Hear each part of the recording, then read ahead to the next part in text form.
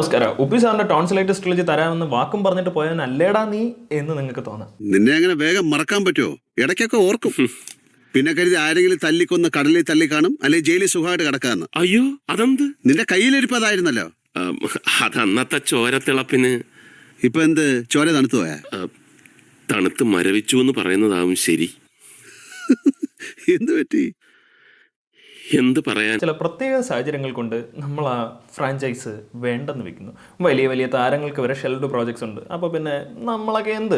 അതുകൊണ്ട് തലപതി ഷെൽഫ്ഡ്. പക്ഷേ ഉപ്പി സാറിന് പ്രതീക്ഷിച്ചിരിക്കുന്നവരെ നമുക്ക് നിരാശപ്പെടുത്താനും ആവില്ല. അതുകൊണ്ട് ഉപ്പി സാറിനെ പോലെ ഒരു മങ്കൂസ് മച്ചാനെ കിട്ടണം.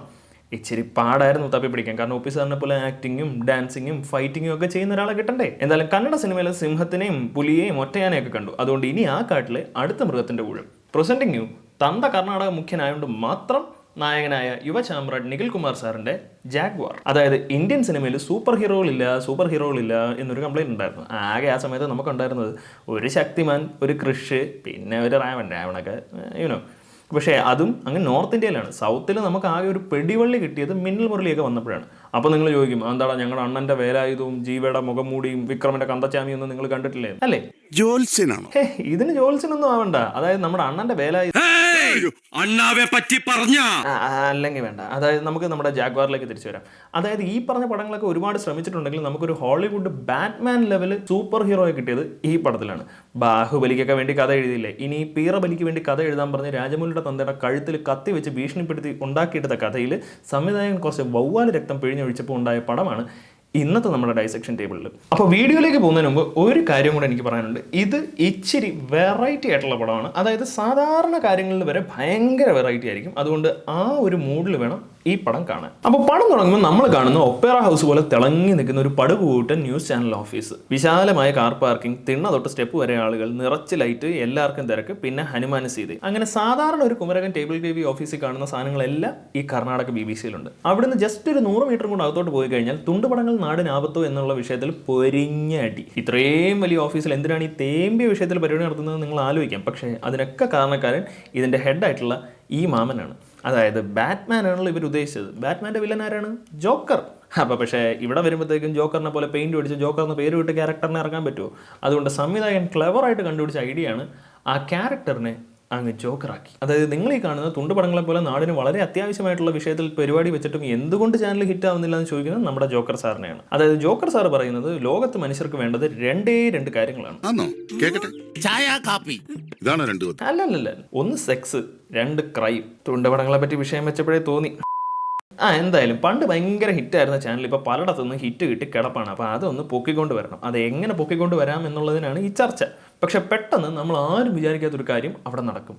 ആരോ ഒരാൾ ഈ ന്യൂസ് ചാനലിൻ്റെ സെർവറിലേക്ക് ഹാക്ക് ചെയ്യാൻ നോക്കുന്നു. അപ്പോൾ ഇത്രയും വലിയ ചാനലാകുമ്പോൾ അതിൻ്റെ സെർവറിലേക്ക് ഹാക്ക് ചെയ്യാൻ ഭയങ്കര പാടായിരിക്കും നിങ്ങൾ വിചാരിക്കും. പക്ഷേ ഭയങ്കര ഈസിയാണ്. ഇതാ നോക്കിക്കോ. ആദ്യം ഒരു ടച്ച് സ്ക്രീനുള്ള ഗെയിം ബോയ് എടുത്ത് ലാപ്പിലോട്ട് കണക്ട് ചെയ്യുക. അതിപ്പോൾ ഒന്നിൽ USB അല്ലെങ്കിൽ HDMI അല്ലെങ്കിൽ ഓക്സ് അല്ലെങ്കിൽ നല്ല കരിമണ്ണിൽ ചേർക്കാത്ത കയറ്, ഇടത്തരം വേണം. ഇതിലേതെങ്കിലും ഒരെണ്ണം വെച്ച് കണക്ട് ചെയ്യാവുന്നതാണ്. അപ്പോൾ മംഗോളിയൻ ഭാഷയിൽ ഒരു കൺസോൾ വരും. അക്ഷരങ്ങളൊന്നും ക്ലിയർ ആയിരിക്കില്ല, പക്ഷെ അതൊന്നും കാര്യമാക്കേണ്ട. നമ്മൾ വന്ന കാര്യത്തിലേക്ക് ശ്രദ്ധിക്കൂ. എന്നിട്ട് //.hack എന്ന് കൊടുത്തിട്ട് നിങ്ങൾക്ക് ഏത് സെർവറിനെയാണോ ഹാക്ക് ചെയ്യാൻ താല്പര്യം ആ സെർവറിന്റെ പേര് സ്മോൾ ലെറ്ററിൽ അടിക്കുക. ഇവിടെ SS ന്യൂസ് ആയതുകൊണ്ട് ഹാക്ക് SS ന്യൂസ്. നിങ്ങൾക്ക് ഇഷ്ടമുള്ളത് ടൈപ്പ് ചെയ്യാം. എന്നിട്ട് ഒരു കോഡും കൂടെ ഉണ്ട്, അതാണ് ഇമ്പോർട്ടൻറ്റ്. അതായത് നമ്മളിത് എന്നാണോ ചെയ്യുന്നത് ആ ദിവസത്തിൻ്റെ ഒരു ഷോർട്ട് ഫോമും കൂടെ ടൈപ്പ് ചെയ്യണം. അതായത് ഇപ്പോൾ സൺഡേ ആണെങ്കിൽ സൺനെറ്റ്, മൺഡേ ആണെങ്കിൽ മൺനെറ്റ്, ഇപ്പോൾ ഇവിടെ സാറ്റർഡേ ആയതുകൊണ്ട് സാറ്റ്നെറ്റ്. അതടിച്ചു കഴിഞ്ഞാലും വിടരുത്. പിന്നെ കീബോർഡിലിട്ട് ഞെക്കിക്കൊണ്ടിരിക്കണം. അപ്പോൾ സ്ക്രീനിൽ എഴുതി കാണിക്കും ടാർഗറ്റ് ലോക്ക്ഡ്. അപ്പാടാ, ഇച്ചിരി ടഫായിരുന്നു.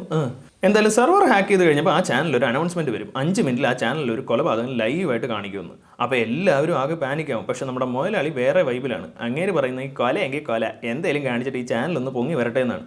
ഞാൻ പറഞ്ഞില്ലേ, ജോക്കർ. പെട്ടെന്ന് സംവിധായകൻ നമ്മളെ ഒരു മുൻ ജഡ്ജിയുടെ വീട്ടിലേക്ക് കൂട്ടിക്കൊണ്ടു പോകുന്നു. അദ്ദേഹം ഈ ന്യൂസ് കണ്ടിട്ട് കൂട്ടുകാരനെ പെട്ടെന്ന് ഫോൺ എടുത്ത് വിളിക്കുന്നു. ഒരുപാട് കൊലകൾക്ക് ജഡ്ജ്മെന്റ് കൊടുത്തിട്ടുണ്ടെങ്കിലും ആദ്യമായിട്ടാണ് ഒരു കൊല നേരിട്ട് കാണാൻ പോകുന്നത്. I am excited. പിന്നെ വിളിക്കാം. നല്ല ജഡ്ജി. പക്ഷെ പെട്ടെന്ന് അവിടെ കറണ്ട് പോകും. അപ്പോൾ പുള്ളി അകത്ത് കമ്പ്യൂട്ടർ റിപ്പയർ ചെയ്തുകൊണ്ടിരുന്ന ആളിനോട് വന്ന് കറണ്ട് ശരിയാക്കാൻ പറയും. ഇരട്ടത്ത് അങ്ങേര് വന്ന് അങ്ങോട്ട് നിന്നതും പെട്ടെന്ന് ഒരു മിന്നലടിക്കും, കറണ്ട് വരും. അപ്പോൾ ജഡ്ജി ചോദിക്കും, മിന്നൽ പുറത്തു നിന്നാണോ അതോ നിന്റെ മുഖത്ത് നിന്നാണോ വന്നത്? അപ്പോൾ കോമൺ സെൻസ് ഉള്ള ഒരുത്തന്നെ ലിഫ്റ്റ് ഓപ്പറേറ്ററുടെ വേഷം ഇട്ട് വരുന്ന ഒരു കമ്പ്യൂട്ടർ സ്പെഷ്യൽ പ്രൊഫഷണൽസിനെ കണ്ടാലേ ഡൗട്ട് അടിക്കും. അതിൻ്റെ കൂടെ ഇവൻ്റെ സോംബി എക്സ്പ്രഷനും. പക്ഷേ ജഡ്ജിക്ക് ഒരു പുല്ല് മനസ്സിലായില്ല. അവസാനം സഹി ഇട്ടിട്ട് യുവരാജാവ് തന്നെ പറയും അങ്ങേരാണ് ചാനൽ ഹാക്ക് ചെയ്തതെന്നും, അതും ജഡ്ജിയുടെ ലാപ്ടോപ്പിൽ നിന്ന് തന്നെ. അപ്പോ നീ ആരെയാ കൊല്ലാൻ പോകുന്നേ? എടോ മണ്ട, താൻ ജഡ്ജി തന്നെ ആയിരുന്നു. ഇനി എന്തായാലും അവനോട് സംസാരിച്ചുകൊണ്ടിരുന്നിട്ട് കാര്യമില്ല, കാരണം ടൈമർ തീരാറായല്ലോ. അങ്ങനെ അണ്ണൻ അങ്ങനെ ബാറ്റ്മാൻ കോസ്റ്റ്യൂമിലേക്ക് മാറും. എന്നിട്ട് ഒരു മാസ്ക് എടുത്ത് മുഖത്തോട്ട് വെക്കും. Perfect fit. പശയോ തുണിയോ ഒന്നുമില്ലാതെ ആ മാസ്ക് എങ്ങനെ മുഖത്തിരിക്കുന്നു എന്നുള്ള ചോദ്യം നിരോധിച്ചിരിക്കുന്നു. ഞാൻ പറഞ്ഞില്ലേ, വെറൈറ്റി. നിങ്ങൾ അണ്ണൻ്റെ ബാക്കി ടെക്നോളജികൾ നോക്ക്. കയ്യിൽ 55 ഇഞ്ചിൻ്റെ TV, അതിൽ 4 ഓപ്ഷൻസ് ഉണ്ട്. ടാർഗറ്റർ, അൺലോക്ക് ടാർഗറ്റ്, പിന്നെ എന്തോ ഒരു ഗ്യാസ് എന്തിന്, പിന്നെ ക്യാമറ. അതിൽ ഞെക്കുമ്പോൾ ഒരു ഗിംബൽ ക്യാമറ പൊങ്ങി വരും. കൊലപാതകം ഷൂട്ട് ചെയ്യണ്ടേ? ഇത്രയും പുല്ല് കണ്ടപ്പോഴാണ് ജഡ്ജിക്ക് കാര്യം മനസ്സിലായത്. പിന്നെ അങ്ങോട്ട് ഫൈറ്റിനൊടുവിൽ യുവരാജാവ് ജഡ്ജിയെ കൊല്ലും. അത് ലോകം മൊത്തം കാണും. അതല്ല അതിൻ്റെ തമാശ. അതായത് ഈ കൊലപാതകം ലൈവായിട്ട് കാണിക്കാൻ പോകണമെന്ന് അറിഞ്ഞിട്ട് 10 വയസ്സുള്ള ചെറുക്കനെയും വെച്ച് അത് കാണാൻ വന്നിരുന്നിട്ട് കഴുത്തിൽ കുരുക്കിട്ടതും ചെറുക്കൻ്റെ കണ്ണ് പൊത്തിപ്പിടിക്കുന്നു. കത്തിക്കുത്ത് വല്ലതും ആയിരുന്നേ കുഴപ്പമില്ല, കഴുത്തിൽ കുരുക്കിടുക എന്നൊക്കെ പറഞ്ഞു കഴിഞ്ഞാൽ ശിവ. അങ്ങനെ കൊലയൊക്കെ കഴിഞ്ഞ് രക്ഷപ്പെടാൻ റെഡിയാവുന്ന രായാവിനെ പിടിക്കാൻ ഒരു കൊട്ട സെക്യൂരിറ്റി. ലൈക്ക് സീരിയസ്ലി, കോട്ടയം ജില്ല മുഴുവൻ തപ്പിയാൽ ഇത്രയും സെക്യൂരിറ്റി കാണില്ല. അങ്ങനെ അവരെല്ലാവരും കൂടെ ഓടിക്കേറി വന്ന് ഡെഡായ ജഡ്ജിയുടെ ഫ്ലാറ്റിന് മുന്നിൽ അണ്ണനെ പിടിക്കാനായിട്ട് വടിയും പിടിച്ച് റെഡി ആയിട്ട് നിൽക്കും. അപ്പോൾ നമ്മുടെ രായാവ് അകത്തോട്ട് തുറക്കുന്ന കഥവ് പുറത്തോട്ട് തള്ളി തുറന്ന് ചാടി വീഴും. ഇത് നോർമലി നടക്കില്ല, പക്ഷേ വെറൈറ്റി. എന്നിട്ട് ഒരുമാതിരി സരോജ് കുമാറിലെ ശ്രീനിവാസൻ ലെവൽ ഫൈറ്റ്. എന്തായാലും രായാവിന് അവിടെ നിന്ന് രക്ഷപ്പെടാൻ ഒരു പ്ലാൻ വേണമല്ലോ. അതുകൊണ്ട് വാട്ടർ പൈപ്പ് എടുത്ത് എല്ലാവരുടെയും കാലിൻ്റെ ഇടയിൽ കൂടെ കയറ്റിയിട്ട് അതങ്ങ് തുറന്നു വിടും. വെറൈറ്റി. ഇവിടുന്ന് ആണ് ഒരു ജുമാൻജി ലെവൽ എസ്കേപ്പിലേക്ക്. ഇതിലെ മർഡറും മുതലാളിയും മാത്രമല്ല, ഇൻവെസ്റ്റിഗേഷനും ഇൻവെസ്റ്റിഗേറ്ററും വെറൈറ്റിയാണ്. അതായത് ലൈവ് മർഡർ അന്വേഷിക്കാനായിട്ട് നമ്മുടെ ജഗ്ഗു സാർ വരും. സാർ വന്നിട്ട് ക്രൈം സ്പോട്ട് കാണുന്നതിന് മുന്നേ ഒരു ട്വീറ്റ് ചെയ്യും. അത് പിന്നെ വലിയ പ്രശ്നമില്ലെന്നാണ് എൻ്റെ അഭിപ്രായം. കാരണം ദോശക്കല്ല് പോലെ സെർവർ ഉള്ള ഒരു ചാനലും മണ്ടനായ ഒരു ജഡ്ജിയും പിന്നെ ലോ ബഡ്ജറ്റ് ബാറ്റ്മാനും ഒക്കെ ഉള്ള ഒരു നാട്ടിൽ ഒരു പോലീസ് ഓഫീസർക്ക് ട്വീറ്റ് ചെയ്തൂടെ? അങ്ങനെ പുള്ളി അന്വേഷണം തുടങ്ങും. പ്രാഥമിക അന്വേഷണത്തിൽ അദ്ദേഹത്തിന് മനസ്സിലാവും കൊലയാളി ഒരു തെളിവും വിട്ടിട്ടില്ലെന്ന്. അപ്പോൾ ഇത്രയും സീരിയസ് ആയിട്ടുള്ള കേസിൻ്റെ പ്രാഥമിക അന്വേഷണം കഴിഞ്ഞ് ഹയർ ഒഫീഷ്യലിനെ അറിയിക്കുന്നതൊക്കെയാണല്ലോ അതിൻ്റെ ഒരു രീതി. ഇത് വേറെ പടം. അങ്ങനെ ഒരു ട്വീറ്റ് അങ്ങോട്ട് ഇടും. കമ്മീഷനൊക്കെ വേണമെങ്കിൽ ട്വീറ്റ് വായിച്ച് മനസ്സിലാക്കട്ടെ. അല്ല പിന്നെ അങ്ങനെ ഈ നിൽക്കണ വലിയ മനുഷ്യനുണ്ടല്ലോ, ഇദ്ദേഹത്തെ പേരാണ് ജാഗ്വാർ. അപ്പോൾ ഇവിടെ അന്വേഷണം ചൂട് പിടിക്കുമ്പോഴാണ് നമ്മൾ ജാഗ്വാർ സാറിൻ്റെ ഒറിജിനൽ ലൈഫിലേക്ക് പോകുന്നത്. അതായത് ബാറ്റ്മാനിൽ ബ്രൂസ് വെയിൻ ബിസിനസ്മാൻ ആണെങ്കിൽ ഇവിടെ നമ്മുടെ ജാഗ്വാർ സാർ ഡോക്ടറാണ്. ബ്രൂസ് വെയിനെ പോലെ തന്നെ അണ്ണനും അച്ഛനും അമ്മയും ഇല്ല. ജൂനിയർ ആയിട്ടാണ് അണ്ണൻ വരുന്നതെങ്കിലും പെട്ടെന്ന് അണ്ണൻ കയറിയെങ്കിൽ സ്റ്റാർ ആവും. എങ്ങനെയാണെന്ന് അറിയാമോ? വെറൈറ്റി പടത്തിൽ അതും വെറൈറ്റി. അതായത് സാധാരണ പടത്തിലൊക്കെ റാഗിങ്ങിനെതിരെ യുദ്ധം ചെയ്യുന്നവനാണല്ലോ നായകൻ. ഇവിടെ റാഗിങ് ഇല്ലെന്ന് സീനിയേഴ്സ് പറഞ്ഞപ്പോൾ അതിനെതിരെ യുദ്ധം ചെയ്തതാണ് അണ്ണൻ നായകനായത്. ഇതൊക്കെ ചെയ്യാൻ അണ്ണൻ ഒരു അരിസ്റ്റോട്ടിൽ ലെവൽ ഫിലോസഫിയും കൂടെ ഉണ്ട്. The relationship between a junior and a senior should be like scotch and soda, not like scotch and butterscotch. കേൾക്കുമ്പോൾ തന്നെ ഞാൻ ചാർജ് ആവുന്നു. കോളേജ് ചെല്ലുമ്പോഴാണ് ജാഗ്വാർ അണ്ണൻ അദ്ദേഹത്തിൻ്റെ പ്രണയിനിയെ കണ്ടുമുട്ടുന്നത്. അതാണെങ്കിൽ ഒരു ലോക കോമഡി പീസ്. പക്ഷേ അതിലും വെറൈറ്റി ഉണ്ട് കേട്ടോ. അതായത് ലെവല് വേൾഡ് ബ്ലൈൻഡ്സ് ഡേ ആണെങ്കിൽ അന്ന് എല്ലാവരോടും കൂടെ കണ്ണ് കെട്ടി കാട്ടിക്കൂടെ നടക്കാൻ പറയും. വേൾഡ് ഫ്ലവേഴ്സ് ഡേ ആണെങ്കിൽ എല്ലാവരോടും ഇഷ്ടപ്പെട്ട പൂവിൻ്റെ കൂടെ സെൽഫി എടുത്ത് പോസ്റ്റ് ചെയ്യാൻ പറയും. വേൾഡ് ഫ്ലവേഴ്സ് ഡേ ഒന്നും ആഘോഷിക്കാതെ നന്നായില്ലായിരുന്നു. ഇവളെല്ലാവരും തൂമ്പെടുത്ത് കളയ്ക്കാൻ പറഞ്ഞിരുന്നെങ്കിലും ആക്ച്വലി നിങ്ങൾക്കൊരു കാര്യം അറിയോ? വേൾഡ് ഫ്ലവേഴ്സ് ഡേ എന്ന് പറയുന്ന ഒരു ഡേ ഒന്നും ഇല്ല. അതായത് ഇല്ലാത്ത ഡേക്ക് അവളുടെ പടവും വെച്ച് ഫ്ലെക്സ് അടിച്ച് പരിപാടി നടത്തുന്ന ചേച്ചി തന്നെയാണ് അണ്ണന് പറ്റിയ ലൂസ് എന്ന് അണ്ണൻ അങ്ങ് തീരുമാനിക്കും. അങ്ങനെ അണ്ണൻ പോയി അവളുടെ വീക്ക്നെസ്സിൽ കയറി പിടിക്കും. അതായത് കണ്ണ് കാട്ടിക്കൂടെ നടക്കുമ്പോൾ അണ്ണൻ ചെന്ന് ദേഹമാസകലം തടവി നോക്കും.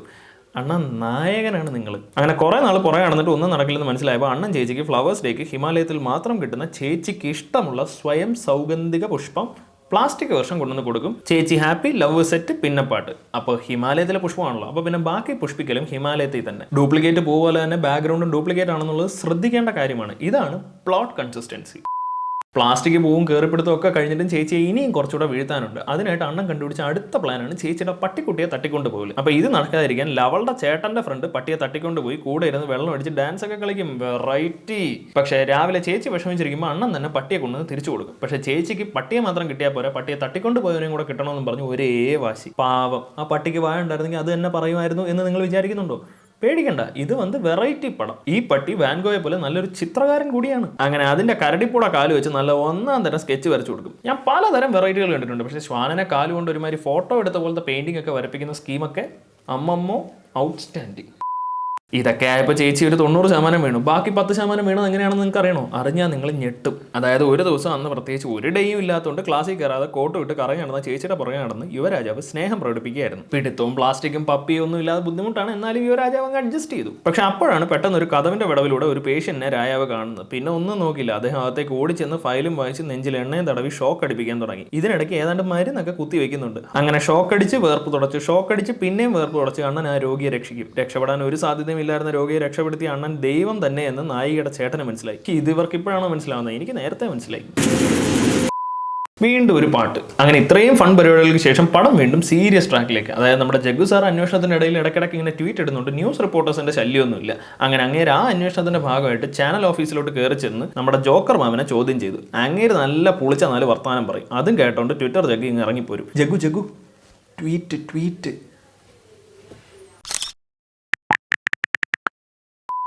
ഒരു കൊലപാതകമൊക്കെ വെച്ചുകൊണ്ട് എന്തോന്ന് അന്വേഷണം, 2 കൊലപാതകങ്ങളെങ്കിലും ഉണ്ടെങ്കിലല്ലേ തെളിവുകളൊക്കെ കിട്ടും. അപ്പോൾ കഴിഞ്ഞ തവണ ഗിംബൽ ക്യാമറ വെച്ച് ജഡ്ജിയെ കൊന്ന പോലെ അണ്ണൻ അവതരിപ്പിക്കുന്ന പുതിയ പരിപാടി ഡ്രോൺ ക്യാമറ വെച്ച് പോലീസ് ഫാമിൻ്റെ ലീലാവിലാസങ്ങൾ നാട് മുഴുവൻ കാണിക്കുക. ഇത് കണ്ട ഉടനെ ഏതാണ്ട് ഈച്ച അടിക്കാൻ പോകുന്ന പോലെ ഒരു കമ്പ് എടുത്തുകൊണ്ട് ഇതിൻ്റെ പുറകെ ഓടും. നിങ്ങൾ പറഞ്ഞാൽ വിശ്വസിക്കില്ല, പക്ഷേ മറ്റേ പാല് കാണിച്ച് ടോമിനെ ട്രാപ്പ് ചെയ്യുന്ന പോലെ ഈ സാധനം കണ്ട ഉടനെ പോലീസ് മാമ പുറകെ വരുമെന്ന് മനസ്സിലാക്കി നമ്മുടെ യുവരായവൻ്റെ ട്രാപ്പായിരുന്നു അത്. വീണ്ടും ഒരു ഫൈറ്റ്. അപ്പോൾ നിങ്ങൾ കഴിഞ്ഞ കൊലപാതകം കണ്ടില്ല, ആ ഒരു ഇത്രയും ഫ്ലോറിൻ്റെ മുകളിൽ ആ ഒരു ഹൈറ്റ് ഉണ്ടെങ്കിൽ അണ്ണന് കൊല്ലാൻ ഒരു മൂഡ് വരും. ഇവരാണെങ്കിൽ താഴെ നിൽക്കുന്നു, മുകളിലേക്ക് പോകാൻ വേണം, ലിഫ്റ്റും ഇല്ല. എന്ത് ചെയ്യും?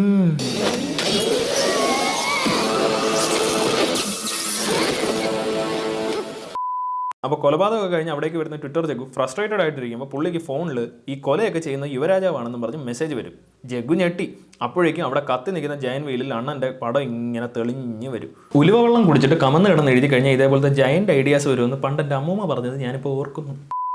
ഇതുവരെ ഇന്റർവെൽ ഇവിടെ അങ്ങോട്ട് പടം ടോപ്പ് ഗിയറിലാണ്. അതായത് ചുമ്മാ പാട്ടും ഡാൻസും കോമഡി മാത്രം പോരല്ലോ, ഒരു നടനായി അദ്ദേഹത്തെ ജനങ്ങൾ അംഗീകരിക്കണമെന്ന് നിർബന്ധമുള്ള യുവരാജാവ് അദ്ദേഹത്തിൻ്റെ സൂക്ഷ്മാഭിനയം കാണിക്കാനായിട്ട് പല സന്ദർഭങ്ങളിലും ശ്രമിച്ചിട്ടുണ്ട്.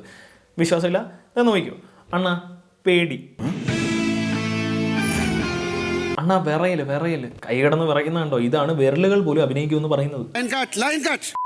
രായാവിൻ്റെ അഭിനയമുഹൂർത്തങ്ങളെ പറ്റി പറയാൻ ഇരുന്ന് കഴിഞ്ഞാൽ അതിനേ സമയം കാണും, ഇഷ്ടം പോലെ ഉണ്ടല്ലോ. അതുകൊണ്ട് നമുക്ക് ബാക്കി കഥയിലേക്ക് വരാം. അപ്പോൾ യുവരാജാവ് ആക്ച്വലി ഇനി കൊല്ലാൻ പോകുന്ന വില്ലന്മാരുടെ കൂടെ കൂടിയിട്ട് അവനെയും ജാഗ്വർ കൊല്ലാൻ പ്ലാൻ ഇട്ടിരിക്കുകയാണെന്ന് അവരെ പറഞ്ഞ് വിശ്വസിപ്പിക്കും. പക്ഷേ ഇത് ഇവിടെ നടക്കുമ്പോൾ ചേച്ചിക്ക് എന്തോ ഡൗട്ട് തോന്നും. സംശയം തോന്നിയ സ്ഥിതിക്ക് ചേച്ചിയോട് അണ്ണൻ മുഴുവൻ ഫ്ലാഷ് ബാക്കും പറയുന്നത് നിങ്ങൾ വിചാരിക്കും. പക്ഷേ ഈ ലൂസിന് അതിൻ്റെ ഒന്നും ആവശ്യമില്ലെന്ന് അണ്ണൻ അറിയാം. എന്തായാലും കഥ ഇങ്ങനെ മുന്നോട്ട് പോകുമ്പോൾ നമ്മുടെ ചേച്ചിയുടെ ചേട്ടനെ പിടിച്ചു വെച്ചിട്ട് ജാഗ്വാറിൻ്റെ വേഷം കെട്ടി ഒരു വില്ലൻ ലൈവായിട്ട് കൊല്ലാൻ പോകും. അതെന്ത് പ്രതിഭാസമാണെന്ന് എനിക്കിതുവരെ മനസ്സിലായിട്ടില്ല. അതായത് ഇരുട്ടത്തൊരു മിന്നായം പോലെ പോയ ആരും നേരെ ചൊവ്വനെ കണ്ടിട്ട് പോലും ഇല്ലാത്ത ജാഗ്വാറിൻ്റെ സൂപ്പർ ഹീറോ കോസ്റ്റ്യൂം നാട്ടിലെ എല്ലാ കോമാളി പയലിൻ്റെ കയ്യിൽ അവരവരുടെ സൈസിന് അവൈലബിൾ ആണ്. പക്ഷേ ഇതൊക്കെ ചോദിക്കാൻ നിന്ന് കഴിഞ്ഞാൽ നമ്മുടെ അണ്ണൻ ഈ സൂപ്പർ ഹീറോ കോസ്റ്റ്യൂം എന്തിനിട്ടു എന്ന് നമ്മൾ ചോദിക്കേണ്ടി വരും. പക്ഷേ ആ ചോദ്യത്തിനുള്ള ഉത്തരം പടം തീരുമ്പോഴാണ് നമുക്ക് കിട്ടുന്നത്. അതായത് പ്രത്യേകിച്ച് കാരണമൊന്നുമില്ല. എന്തായാലും വില്ലൻ കൊല്ലാൻ പോകുമ്പോഴത്തേക്കും നമ്മുടെ യുവരാജാവ് വരും. വന്നിട്ട് വില്ലനെ അടിച്ച് നോക്കും. മാസ്ക് വെച്ചിരിക്കുന്നതുകൊണ്ട് അണ്ണനാണെന്ന് വില്ലന് മനസ്സിലാവുന്നില്ല. അതാണ് ഹൈലൈറ്റ്. പക്ഷെ മരിക്കുന്നതിന് തൊട്ട് മുമ്പ് വില്ലൻ അത് മനസ്സിലാക്കും. എങ്ങനെയാണെന്ന് അറിയാമോ? അത് ഞാൻ പറഞ്ഞുതരാം. അതായത് അണ്ണൻ ഈ പോക്കിരിയിലെ വടിവേലുവിനെ പോലെ എവിടെ പോയാലും ആ കോൺക്രീറ്റ് അടിച്ച ഹെയർ സ്റ്റൈലും അതേ പൊക്കവും അതേ സൗണ്ടും അതേ മോഡുലേഷനും എല്ലാം മെയിൻറ്റെയിൻ ചെയ്യുന്നുണ്ടെങ്കിൽ ആളുകൾക്ക് പെട്ടെന്ന് കണ്ടാൽ മനസ്സിലാവണമെന്നില്ലല്ലോ, കാരണം മാസ്ക് വെച്ചിരിക്കുകയല്ലേ. പക്ഷേ വില്ലൻ അണ്ണനാണെന്ന് മനസ്സിലാക്കിയത് അണ്ണൻ്റെ കണ്ണിലെ തീക്ഷ്ണത കണ്ടിട്ടാണ്.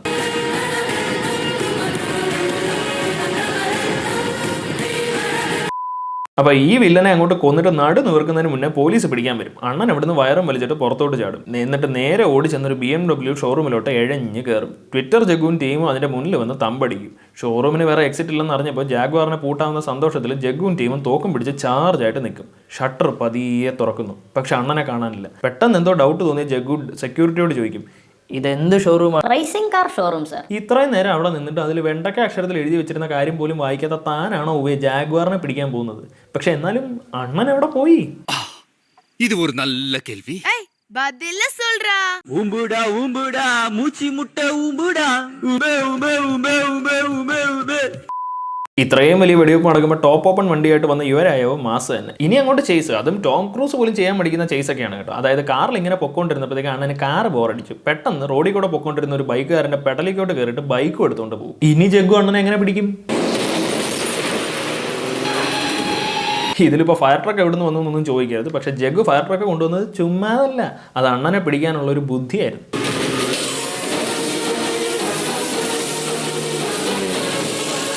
കൂടെ നിന്നവരൊക്കെ ഒലിച്ചു പോയിട്ട് അണ്ണൻ്റെ രോമത്തിൽ പോലും സ്പർശിക്കാൻ പറ്റില്ല. അണ്ണൻ ആ ബൈക്ക് നേരെ പറപ്പിച്ച് രക്ഷപ്പെടും. പക്ഷേ ജഗ്ഗുവിൻ്റെ വണ്ടി അങ്ങേര് തന്നെ തെറിപ്പിച്ച വെള്ളത്തിൽ തന്നെ ചറുക്കി പാലത്തിൽ നിന്ന് താഴോട്ട് വീഴുന്നു. പെട്ടെന്ന് അതാ പറന്നു വരുന്ന നമ്മുടെ ജാഗ്വാർ.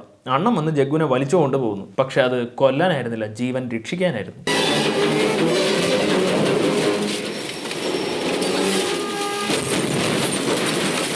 Flash back.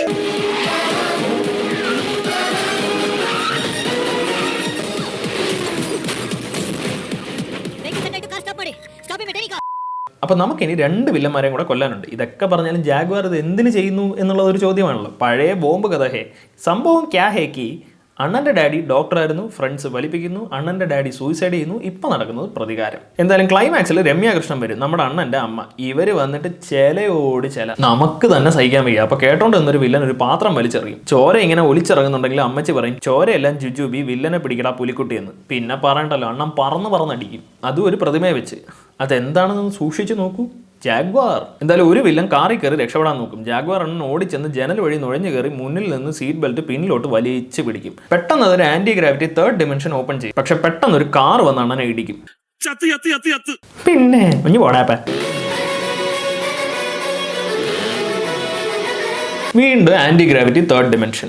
അപ്പോൾ ഇത് അണ്ണൻ്റെ കോളേജിന്റെ ഫ്രണ്ടിലാണ് നടക്കുന്നത്. ഇത്രയും പ്രശ്നം നടക്കുന്നുണ്ട്, അങ്ങോട്ട് പോലീസ് വരും. ഉടനെ അണ്ണൻ എല്ലാ സ്റ്റുഡൻസിനോടും പറയും ആ പോലീസിനെ ഒന്ന് പിടിച്ചു നിർത്തി അണ്ണന് നൈസായിട്ട് വില്ലനെ കൊല്ലാമായിരുന്നു. ഇവന്മാർ ഉടനെ ചെന്ന് പോലീസിനെ തടുത്ത് നിർത്തും. പക്ഷെ ജഗ്ഗു നൈസായിട്ട് കാറിൽ സൈഡിൽ കൂടെ കയറി വരും. എന്തുവാടെ ഇതൊക്കെ? എന്തായാലും അണ്ണൻ വില്ലനെ കൊല്ലാനായിട്ട് വാട്ടർ അതോറിറ്റിയുടെ പൈപ്പും പൊളിച്ചുകൊണ്ട് വരുന്ന കണ്ടിട്ട് ജഗ്ഗു എന്താണ് ചെയ്തതെന്ന് അറിയാമോ?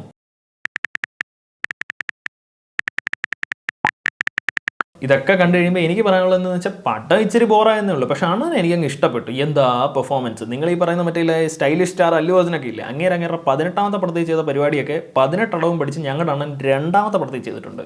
സത്യം, എന്നെ വിശ്വസിക്കൂ.